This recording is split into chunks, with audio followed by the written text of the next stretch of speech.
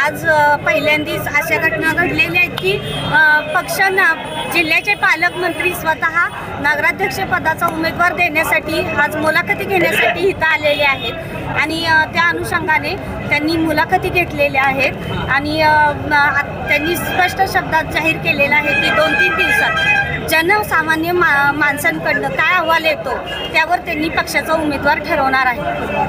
गेले 7.5 वर्ष आपण होता नगराध्यक्षाचा पुन्हा पण इच्छुक आहात, तर काय वाटतं संधी पक्ष संधी येईल असं वाटतं?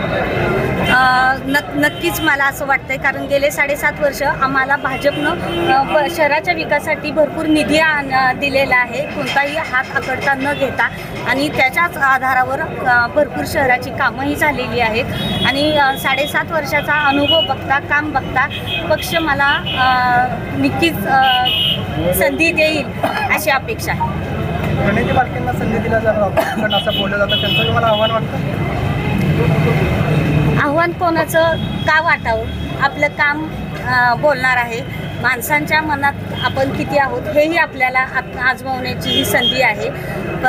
मला माहिती नाही समोरचा विरोधी किती प्रबल आहे किती नाही, फक्त आपण सध्या आपली उमेदवारी कशी टिकवता येईल आणि आपण कसा लढा द्यायचा, लढायचं तर आहे एवढं निश्चित अपक्ष राहणार नाही, अजून तो विचार नाही.